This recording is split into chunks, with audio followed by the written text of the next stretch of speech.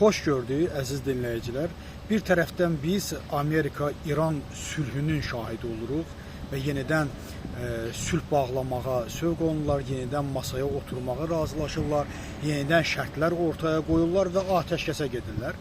Digər tərəfdən isə biz regionda müttəfiqlik və yeni sazişlər, yeni müttəfiqlərin ortaya çıxdığını görürük ki, bilirsiniz ki, bu Məkkə sazişini nəzərdə tuturam. Yəni, bu elə o deməkdir ki, heç kəs Amerika və İran sülhünə inanmır.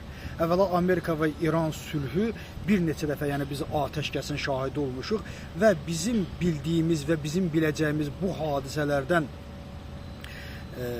çıxartdığımız nəticə ondan ibarətdir ki, artıq Amerikada, İranda bu müharibədə tükəndirmə müharibəsinə gedir və Ukrayna-Rusiya müharibəsinə bənzər bir müharibədir. Yəqin ki, müasir müharibələrin artıq bu şərti diktə eləyir.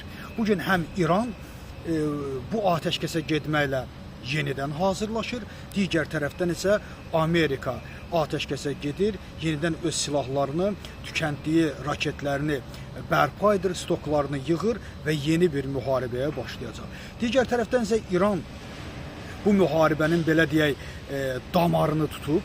Bilirsiniz ki, bugün İranın dərin dövlətçiliyini həyata keçirdən Rəhim Səfəvi kimi kifayət qədər ağıllı insanlar var, kifayət qədər tarixlə hərəkət edən insanlar var və anlaşılan odur ki, Rəhim Səfəvinin başçılığı altında bu dərin dövlət də Amerika ilə vuruşmağın bir yolunu tapmağa çalışır və mən düşünürəm ki, müəyyən mənada tapıb.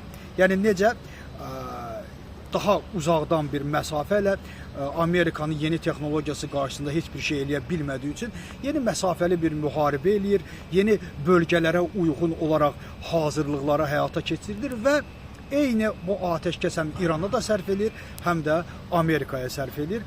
Bunu da sürdürəcəklər və düşünürəm ki, bu atəşkəs də çox çəkməz, çünki bu stokların müharibəsidir. Müəyyən qədər hazırlıqlardan sonra artıq bu müharibəyə yenidən başlayacaqlar. Digər tərəfdən isə mən bu barədə, bilirsiniz, məlumat vermişdim ki, bu sazişlərin də bir mənası yoxdur. Bu sazişlər də elə İran üçün nəzərdə tutulub.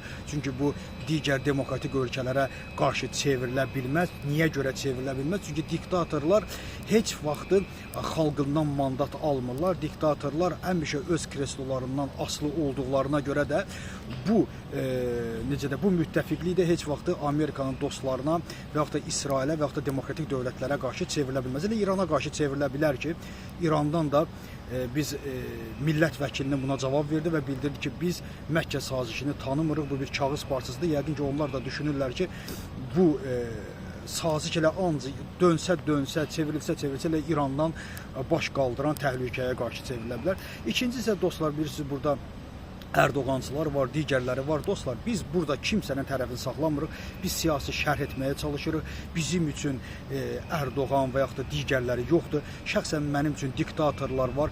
Mən sistem bəyənən bir insanam və demokratik sistemi dəstəkləyirəm. Demokratik sistemi dəstəkləyən bir insan heç vaxtı diktaturanı sevə bilməz. Mən ümumiyyətlə diktaturanı, avtoritarizmi sevmirəm və düşünürəm ki, həyatı boyu heç vaxtı bunlar, nə diktatorlar, nə avtoritarlar heç vaxtı xalqın mənafeyinə uyğun qərar verə bilməzlər. Ona da görə də kimsə burada mən üçün düşünməsin.